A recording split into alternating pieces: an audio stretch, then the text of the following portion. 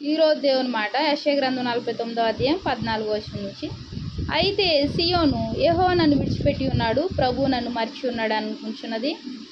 స్త్రీ తన గర్భమును పుట్టిన బిడ్డను కరుణింపకుండా తన చంటి పిల్లను మరచునా? వారైనా మరచుదురు గాని నేను నిన్ను మరువను. అయితే సియోను ఏమనుకుంటుందంట? సియోను అంటే ఏంటి? సియోను అంటే దేవుని యొక్క సంఘము. పెండ్లి కుమార్తెగా ఆయన సిద్ధపరుస్తున్నాడు. మరి ఆయన పెండ్లి కుమారుడుగా ఉన్నాడు. సంఘమునకు శిరస్సు ఆయనే. సంఘంలో మనమందరము అవయవాలమై ఉన్నాము. ప్రపంచ నలుమూలల ఉన్న సంఘాలన్నీ ఒకే సంఘము. సియోనుగా చేశాడు దేవుడు. అందులోకి మనము చేరిన వారం అవుతుంది. ఎలాగా? దేవుని యొక్క ఉచితమైన ప్రేమ, ఉచితమైన కృప ద్వారా. అయితే సియోను ఏమనుకుంటుందంటే చూడండి, సియోను అంటే ఎవరు? నువ్వు నేనే. వాక్యం వింటున్న మనందరము. యెహోవా నన్ను విడిచిపెట్టి ఉన్నాడు. ఏమనుకుంటుంది? యెహోవా నన్ను విడిచిపెట్టి ఉన్నాడు అనుకుంటుందంట. ప్రభువు నన్ను మరిచి ఉన్నాడని అనుకుంటున్నదంట. విడిచిపెట్టేశాడు, నన్ను మర్చిపోయాడు అని అనుకుంటుందంట, అనుకొనిచున్నది. అయితే ఇక్కడ చూడండి, స్త్రీ తన గర్భంలో పుట్టిన బిడ్డను కరుణింపకుండా తన చంటి పిల్లను మరుచునా? ఏ స్త్రీ అయినా తన గర్భంలో పుట్టిన చంటి పిల్లను మరుస్తుందా? మరవదు.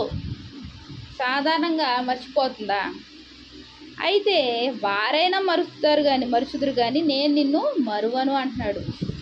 ఆయన మరువని దేవుడు, విడువని దేవుడు, ఎడబాయని దేవుడు, కృపా కనికరమును చూపే దేవుడు, కృపగల దేవుడు, దయాదాక్షిణ్యం గల దేవుడు. మరి మనం అనుకోవడం కేవలము ఒక భ్రమ, ఒక ఆలోచన మాత్రమే. దేవుడు ఎప్పుడు విడిచిపెట్టడు, మరువని దేవుడు ఆయన. ఆయన బిడ్డలైన వారిని ఆయన విడిచిపెట్టే దేవుడు ఏమాత్రం కాదు. ఆయన ప్రతి విషయాన్ని ఆయన చూస్తూ ప్రతి విషయంలో సమాధానం ఇచ్చే దేవుడు. ఎప్పుడు సమాధానం ఇస్తాడు? ఆయన మీద విశ్వాసంతో కనిపెడితే, ఆయన మీద నమ్మకం కలిగి ఉంటే, ఆయన మీద మనం దృష్టి పెట్టుకుంటే ఆయన మరువని దేవుడు, విడువని దేవుడు. మరిచిపోయి వదిలిపెట్టే దేవుడు ఏమాత్రం కాదు. మరి ప్రియమైన దేవుని మాట వింటున్న నా సహోదరి సహోదరులారా, దేవుడు ఎంతో గొప్ప దేవుడు. అసలు అన్నిటిలోనూ, అన్ని విషయాల్లోనూ సమాధానం ఇచ్చి మేలతో తృప్తిపరిచే దేవుడు.